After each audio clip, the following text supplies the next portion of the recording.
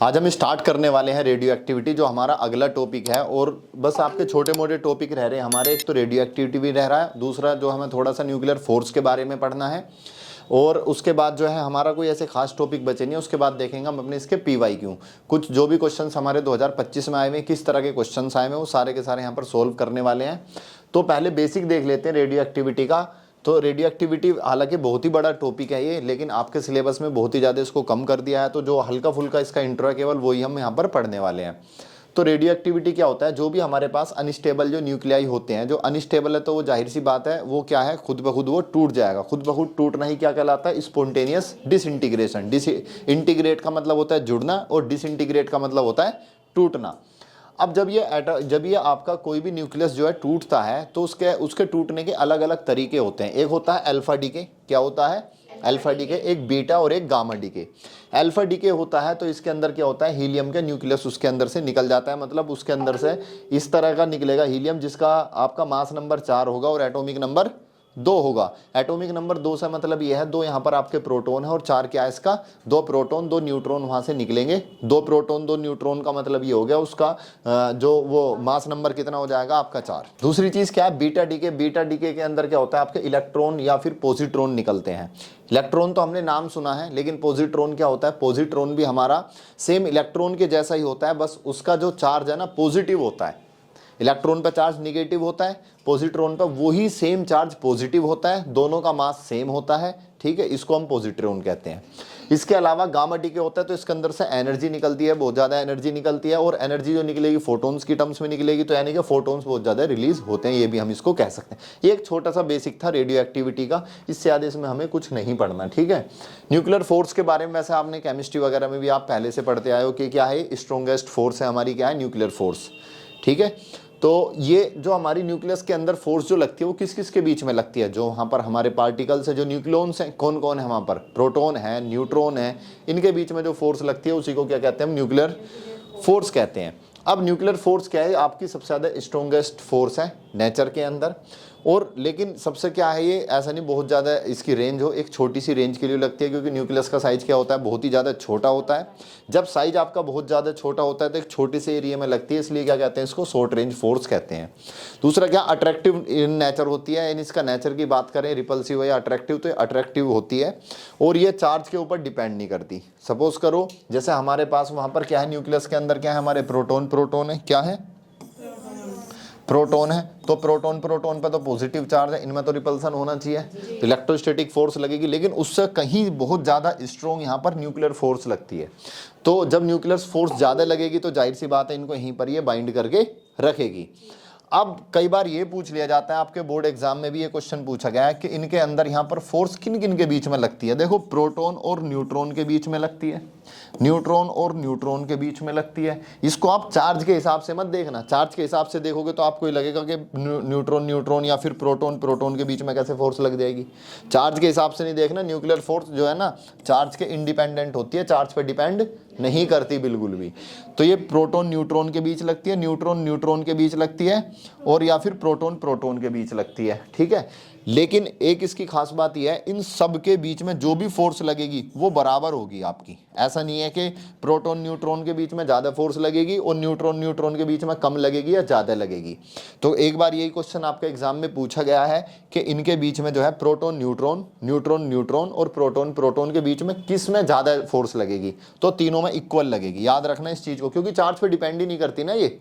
भाई इनका क्या वेरी कर रहा है? चार्ज इनका सबका अलग अलग है। तो ये था हमारा क्या? न्यूक्लियर फोर्स, ठीक है। बेसिक से 3-4 पॉइंट लिखे हुए हैं, ये आपको कभी एग्जाम में लिखने को आ जाए तो आप लिख सको, इसलिए यहाँ पर ये आपको चीज़ें लिखवा दी है।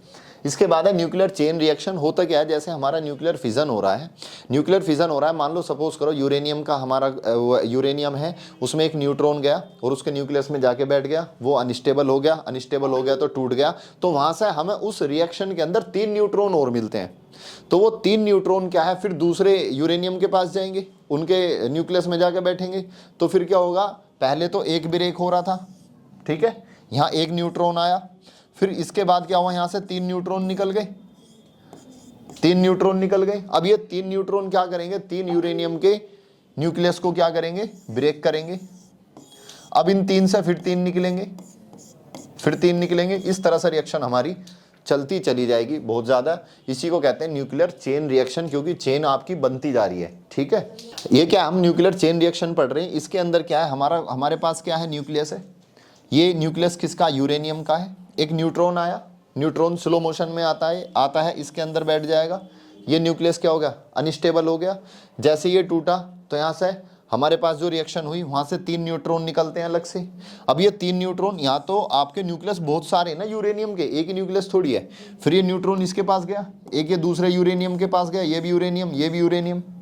ठीक है, तो फिर ये क्या करेगा, इसके अंदर जाएगा तो ये भी अनस्टेबल हो जाएगा। फिर यहाँ से 3 न्यूट्रॉन और निकलेंगे, यानी कि पहले एक न्यूट्रॉन आया था, फिर 3 बन गए, और अब यहाँ 3 से कितने बन जाएंगे आपके, 27 बन जाएंगे, फिर 81 बन जाएंगे। ऐसे ही बढ़ते चले जाएंगे, इस तरह की चेन बनती चली जाएगी। तो इसी को क्या कहा जाता है, न्यूक्लियर चेन रिएक्शन। तो यहाँ पर यही लिखा है, each fission produces more neutrons. हर एक फिजन के अंदर क्या है, न्यूट्रॉन्स ज़्यादा से ज़्यादा क्या है, प्रोड्यूस होते चले जाते हैं। और वो जो न्यूट्रॉन प्रोड्यूस होंगे वो न्यूट्रॉन क्या करेंगे, ज़्यादा से ज़्यादा फिजन करेंगे, और ये चेन चलती चली जाएगी। इसी को क्या कहा जाता है, न्यूक्लियर चेन रिएक्शन। अब ये 2 तरह की होती है, एक कंट्रोल्ड, एक अनकंट्रोल्ड। कंट्रोल्ड, अब मैं कहूँ कि भैया आपकी ये फिजन जो हो रहा है, न्यूक्लियर चेन रिएक्शन हो रही है, अब मुझे इसको कंट्रोल करना है। तो कंट्रोल एक ही तरीके से मैं कर सकता हूँ, जैसे मैंने एक न्यूट्रॉन आया, ये यहाँ गया, यहाँ से 3 न्यूट्रॉन निकल गए, मैं इन 2 न्यूट्रॉन को एब्जॉर्ब कर लूँ, इनको हटा दूँ यहाँ से, तो एक न्यूट्रॉन बचेगा, फिर ये इसके साथ एक के ही साथ रिएक्शन करेगा, फिर यहाँ से 3 न्यूट्रॉन निकलेंगे, फिर इनको एब्जॉर्ब कर लूँ। तो इस तरह की रिएक्शन क्या है मेरी, कंट्रोल्ड रिएक्शन। क्या है, कंट्रोल्ड। अब इस तरह की जब कंट्रोल्ड मेरी रिएक्शन है तो इसके अंदर एनर्जी भी स्लो निकलेगी, कम एनर्जी भी स्लो निकलेगी। ठीक है, दूसरा क्या है, और ये थोड़ी सेफ भी है आपकी, ये वाली क्या है, सेफ है। तो ये इस तरह की रिएक्शन को जिसके अंदर मैं इसको कंट्रोल वे में करूं तो इसको कहते हैं controlled chain reaction. Control chain reaction क्या, रिएक्शन क्या होती है, कंट्रोल्ड होती है। कंट्रोल्ड कैसे करते हैं, न्यूट्रॉन को एब्जॉर्ब करके हम। एनर्जी क्या होती है, आराम से रिलीज होती है। तीसरी क्या है, इसको हम कहाँ यूज़ करते हैं, न्यूक्लियर पावर प्लांट्स के अंदर हम इसको यूज़ करते हैं, जहाँ न्यूक्लियस जो एनर्जी निकली है उससे हम लाइट वगैरह बनाने का काम करते हैं, तो वहाँ पर इन प्लांट्स में यूज़ होती है। एक होती है uncontrolled chain reaction. Uncontrolled chain reaction के बाद क्या, रिएक्शन बढ़ती चली जाएंगी। रिएक्शन क्या पहले इसके साथ हो रही थी, 3 होने लगी, फिर 1 की 3, फिर 9, फिर 27, फिर 81, ये आपकी बढ़ती चली जाएंगी। तो रिएक्शंस क्या है आपकी, इंक्रीजिंग होती चली जाएंगी। दूसरा क्या, इस रिएक्शन के अंदर एनर्जी जो है बहुत ज़्यादा फास्ट निकलेगी, एनर्जी जो है बहुत ज़्यादा फास्ट होगी। इसका जो यूज़ होता है वो एटॉमिक बॉम्ब के अंदर यूज़ होता है। कहाँ होता है, एटॉमिक बॉम्ब के अंदर यूज़ होता है। तो ये थी हमारी न्यूक्लियर चेन रिएक्शन।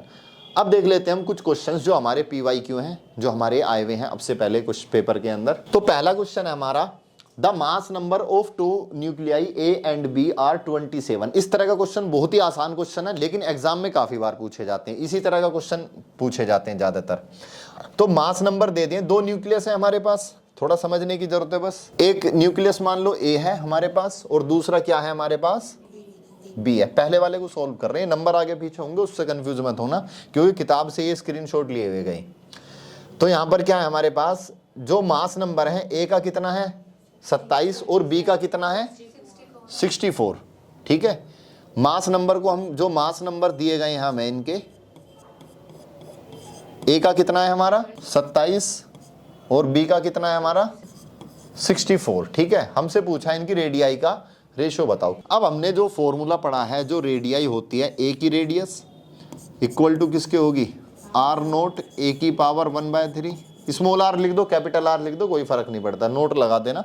वैसे इसकी कांस्टेंट, इसकी वैल्यू कितनी होती है 1.2 × 10⁻15। ये फिक्स वैल्यू होती है, कांस्टेंट है। R A के लिए ये, अगर मैं R यहाँ पर भी जो मैं एटॉमिक मास लूंगा किसका लूंगा, A का लूंगा। अगर मैं B की वैल्यू बात करूं रेडियस की, तो R0 एटॉमिक मास किसका लूंगा यहाँ पर, B का। मैं दोनों इक्वेशन को डिवाइड कर दूं, नीचे कर देते हैं divide, equation first equal to equation second, RA upon में RB। अच्छा, रेडियस स्मॉल दे रखे तो हम यहाँ छोटी ही रेडियस लिख लेंगे। ठीक है, RA अपॉन में, यही तो रेशो पूछा है मुझसे, इसको भी स्मॉल कर देंगे। क्लियर। अब क्या है, जब मैं इनको आपस में डिवाइड करूंगा तो R0 से R0 कैंसिल आउट, मेरे पास बचेगा AB दोनों की पावर 1/3। अब यहाँ पर मेरे पास इसका मास नंबर कितना है 27, ये A है और ये मास ऑफ बी है, और ये कितना है, मास ऑफ ए। 27 अपॉन में इसका कितना है, पूरे की पावर कितनी है, 1/3। अब मैं इसका जब क्यूब रूट निकालूंगा तो मैं इसको ये लिख सकता हूँ 3 की पावर 3 और 4 की पावर 3, और ये बाहर 1/3। 1/3 पावर जब इससे होगी तो इसकी ये पावर कैंसिल आउट और इसकी भी पावर कैंसिल आउट, तो 3/4। तो यहाँ पर आंसर कितना होने वाला हमारा, डी 3/4। ठीक है। अब अगला क्वेश्चन है आइसोटोन्स पूछे, 2025 में ही पूछा गया क्वेश्चन, ऐसा नहीं है कि बहुत ज़्यादा पुराना है या कुछ भी है, ऐसे ही क्वेश्चन पूछे गए। दूसरा देख लो, आइसोटोन्स है, 2025 में पूछा गया। आइसोटोन्स क्या होते हैं, जिनके अंदर क्या सेम होता है। आइसोटोन्स मैंने बताया था, अब कुछ भी याद मत करना, बस इसको पकड़ना। टोन्स का मतलब न्यूट्रॉन, ठीक है। आइसोटोप्स का मतलब प्रोटॉन। आइसोबार का मतलब मास नंबर, बिल्कुल ठीक। तो आइसोटोन किसके अंदर, यहाँ सेम न्यूट्रॉन है, एक ही ऑप्शन है, बस कुछ भी पढ़ने की जरूरत नहीं, डायरेक्ट टिक लगा दो। बाकी फिर भी पढ़ लो एक बार, same neutron number but different atomic number. तो आंसर कौन सा हो गया, सी। अगला क्वेश्चन देख लो, तीसरा, the ratio of the nuclear densities of two nuclei having the mass number 64 and 124। इसका बताओ कितना आएगा। इनका भी क्यूब रूट निकालेंगे, बोलो बोलो, है ना। हाँ, मैंने उसमें भी लिखवाया था आपको, बिल्कुल क्लियर लिखवाया था कि डेंसिटी जो है ना मास नंबर पे डिपेंड नहीं करती, डेंसिटी मास नंबर पे डिपेंड नहीं करती। तो इसका आप क्यूब रूट क्यों निकालोगे। इसका आंसर आ जाएगा, रेशो जो होगा दोनों की डेंसिटी क्या होगी, सेम होगी, क्योंकि मास नंबर पे तो डिपेंड ही नहीं कर रही। तो आंसर कितना आ जाएगा इसका, 1। 1 इससे तो कोई मतलब ही नहीं है ना, जो मास नंबर दे रखा है इससे कोई मतलब ही नहीं है, तो वैसे ही दे दिया, इस पर तो डिपेंड ही नहीं कर रही। और तो जो भी हमारे जितने भी न्यूक्लियस है सबकी डेंसिटी क्या होती है, सेम होती है, और वो मास नंबर पे डिपेंड नहीं करती। जब सेम की आप निकालोगे, ऊपर भी सेम नीचे भी सेम, डिवाइड करोगे, रेशियो निकालोगे तो 1 ही तो आएगा उसका। ठीक है। उसके बाद अगला क्वेश्चन है, द रेडियस ऑफ, ये कोई एक्स न्यूक्लियस है, इसका मास नंबर कितना है, 27, मास नंबर कितना है, 27, उसकी रेडियस कितनी है, r।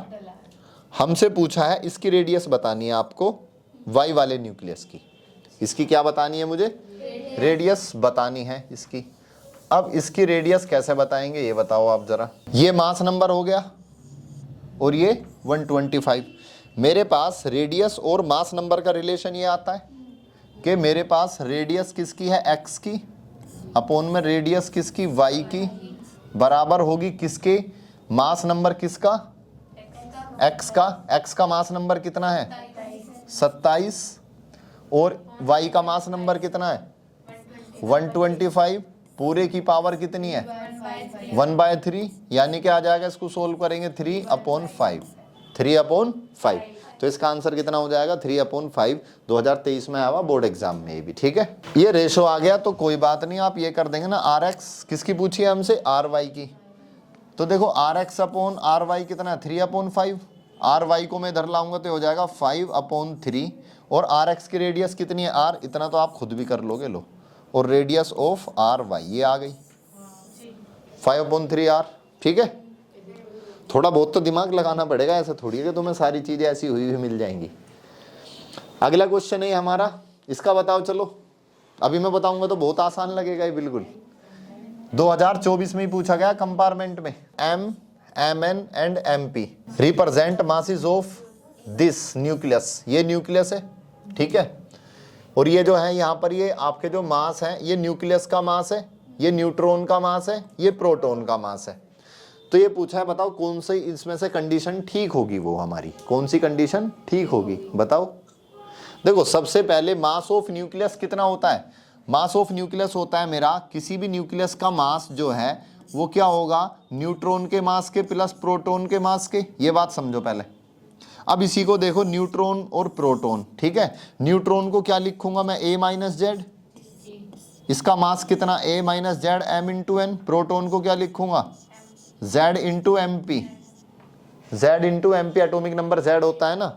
अब ये आ गया, हमने अलग अलग इसको वेट कर लिया, हमने न्यूक्लियॉन्स का मास अलग अलग निकाल लिया। न्यूट्रॉन का मास ये हो गया, प्रोटॉन का मास ये हो गया। ये किसके बराबर होना चाहिए मेरा, न्यूक्लियस के मास के, लेकिन उससे क्या है, न्यूक्लियस का मास मेरा कम होता है। एक साथ में पूरे न्यूक्लियस का मास जब कैलकुलेट करता हूं तो इनको, न्यूट्रॉन को और प्रोटॉन को बाइंड करने में कुछ मास मेरा एनर्जी में खर्च हो जाता है, कुछ मास एनर्जी में खर्च हो जाता है। तो कुल मिलाकर ये मेरा मास क्या होगा, इससे ज्यादा होगा। तो आंसर कौन सा हो जाएगा, ए वाला। क्लियर होगी बात? नहीं सी नहीं, बी लगा दोगे आप तो, है ना, लेकिन बी नहीं लगाना, आंसर होगा इसका सी। ठीक है, क्योंकि कुछ मेरा मास, हमेशा ये मास बराबर नहीं हो सकते। बराबर कैसे हो जाएंगे, क्योंकि कुछ मास मेरा इनको जो न्यूक्लियॉन्स हैं इनको बाइंड करने में खर्च हो जाएगा। हाँ ठीक है, तो आंसर क्या हो जाएगा यहाँ पर, ए हमारा। ठीक है, अगला क्वेश्चन देख लो, इसमें 2 क्वेश्चन है रे। हमें बताना है which of the following figures correctly represent the shape of curve of binding energy per nucleon as function of mass number. Binding energy per nucleon मुझे दे रखी है, बाइंडिंग एनर्जी पर न्यूक्लियॉन दे रखी है और नीचे ही मास नंबर दे रखा है। तो कौन सा कर्व इसमें ठीक है, हमने उसका कर्व बनाया था और ये कब पूछा गया, 2025 के अंदर ही पूछा गया है। ठीक है, तो बाइंडिंग एनर्जी पर न्यूक्लियॉन का कर्व मेरा ये वाला है, 56 पे जाता है ये, आयरन वाले पे। बोलो कौन सा वाला होगा, आंसर हो गया यहाँ पर मेरा, यही गलत है, आंसर होगा यहाँ पर बी। आपको मैंने बताया था 56 पे जाके वो मैक्सिमम हो जाता है और ये 56 पे मैक्सिमम का, यहाँ तो फिर भी ऊपर जा रहा है और भी। ठीक है, तो यहाँ पर ये मैक्सिमम होगा और उसके बाद ये कांस्टेंट सा हो जाता है, धीरे धीरे थोड़ा थोड़ा कम होता चला जाता है। तो आंसर होगा यहाँ पर बी। तुम्हें ग्राफ भी याद नहीं है। चलो अब इस पे आ जाते हैं। यहाँ पर इसके अंदर आपसे कहा गया एक न्यूक्लियस है हमारे पास, न्यूक्लियर फोर्स बताना है, प्रोटॉन प्रोटॉन के बीच, प्रोटॉन न्यूट्रॉन के बीच, न्यूट्रॉन न्यूट्रॉन के बीच। तो देखो फोर्स किस किस के बीच बताना, प्रोटॉन प्रोटॉन के बीच, प्रोटॉन और न्यूट्रॉन के बीच, और फोर्स किसका, न्यूट्रॉन न्यूट्रॉन के बीच। अब प्रोटॉन का मास ज्यादा होता है? मास वास पे कुछ भी नहीं देखना, कंफ्यूज मत हो जाना, तीनों का फोर्स क्या होगा, बराबर होगा, आंसर होगा डी। ठीक है, तो ये कुछ क्वेश्चंस हमने करे थे। यहाँ पर हमारा ये चैप्टर कंप्लीट हो चुका है। बाकी इसके जो एक्सरसाइज के क्वेश्चन है और PYQ हैं वो हम आगे डिस्कस करेंगे। कोई भी आपका डाउट्स रह जाता है तो आप कमेंट सेक्शन में नीचे पूछ सकते हो। मिलते हैं आपसे अगले सेशन में, तब तक के लिए thank you so much and good bye.